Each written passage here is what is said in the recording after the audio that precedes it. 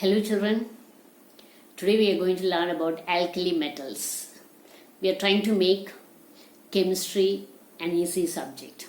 Okay, so we'll see how to do it. We'll start from the periodic table. You know that you have to learn the periodic table very well so that you will understand chemistry. Okay, only if you know the position of an element in the periodic table, you will know the properties of it. So we'll start from that. I'll tell you how to make it easier. Okay. Now we'll have a look at the periodic table. Here you find that all the elements known to us are arranged in the increasing order of their atomic number. Okay. So hydrogen is the first element with atomic number 1. You can see it on the left hand top. Okay. There it is written group 1, which means that all the elements in the group 1 goes down. See, this is group 1. Okay, group always goes from top to bottom. They are vertical columns. Okay, this is group 1. Now group 2. And now you see elements are also arranged in the horizontal rows. So they are periods. Okay. Here the first period is shown here with the arrow. Now you can see the second period. It goes like that. So we are going to learn about the first group elements today. They are known as alkali metals. Okay. So we'll learn more about alkali metals today. Remember, alkali metals are the first group elements. Okay. Now we'll see the elements: hydrogen, lithium, sodium, potassium, rubidium, cesium and francium. These are the first group elements.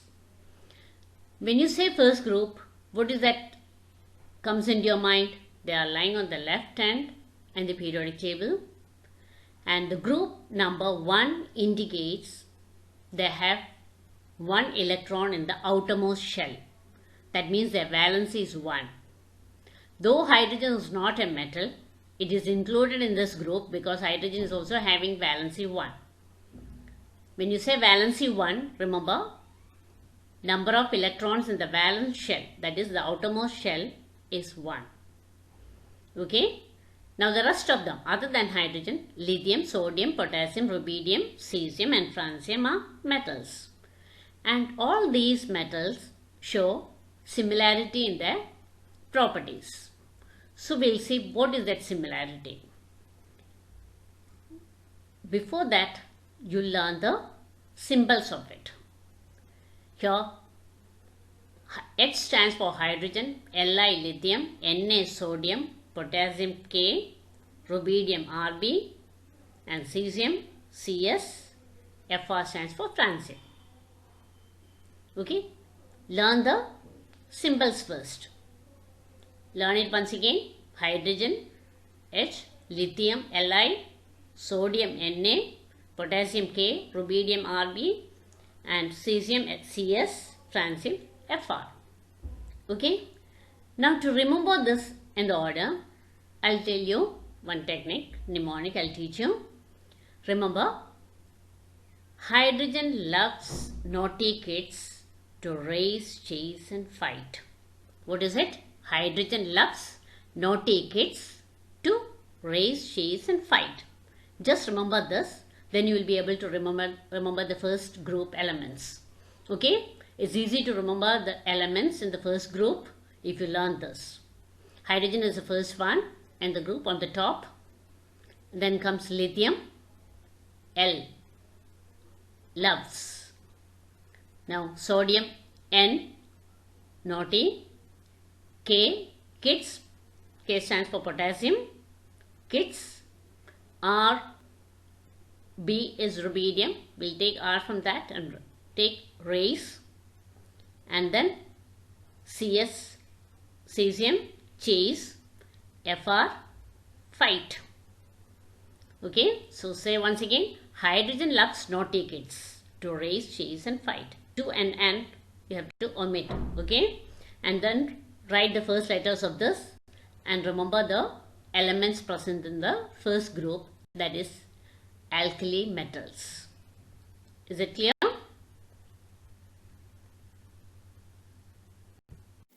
Now we learn about the alkali metals in detail. You learned that alkali metals are in group 1. Okay? Group 1, number 1 indicates they have a single electron in the valence shell.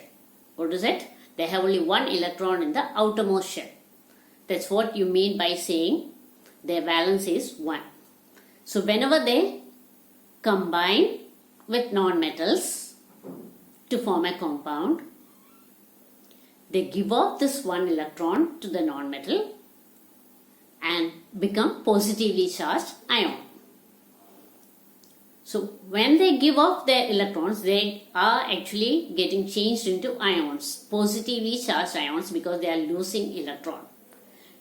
In the previous class you learned number of electrons and protons are same in the atom.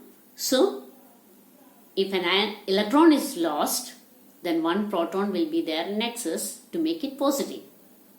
So an atom changes into positively charged ion when it gives off its electron. Is that clear? So all these alkali metals give off their electrons and become positively charged ions. Okay? Now they are having a larger size. That means their radius is bigger when compared to the other elements in the same period. Period, you know, it is going horizontally from left to right. Okay? When you compare these metals, size of these metals with the size of other elements in the same period, you find that left hand elements are having larger size when compared to the elements on the right side in the same period. And also you find there is an increase in size as we go down. So now that you are learning about alkali metals, learn about the size of the metals in that group. Okay? What is that I said? As we go down the group, the size increases. What is the reason for that? Down the group, you find there is an increase in number of shells. When you go from one period to next period, there is an increase in number of shells. First period elements have only just one shell.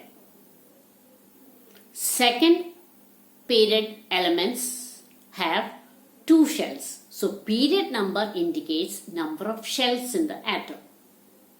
So down the group you find that number of shells are increasing. Therefore size is also becoming bigger and bigger as we go from top to bottom. Is it clear? Now we are going to learn how an atom changes into ion. Here we have taken lithium atom. Lithium belongs to the first group, that is, it is an alkali metal and it is in the period 2. So you can understand that it has two shells and it has only one electron in the outermost shell. So when it combines with a non-metal, it gives off its one electron, that is, one electron from the outermost shell is removed, that is shown on the arrow mark, and it changes into an ion. Okay? So when an electron is removed to become an ion, it becomes a positively charged ion. You call it a cation. Okay? Cation means a positively charged ion. So this is a picture of the lithium ion with just the inner shell with two electrons. Outer shell is gone with that one electron. Okay? Now the last point what I want to tell you is about the electropositivity. Electropositive means tendency to give off the electrons in the valence shell. These alkali metals, first group elements, are electropositive in nature. You have learned that they have larger size when compared to the other elements in the same period, isn't it? So you find that they are more electropositive when compared to the other elements in the same period because of their size.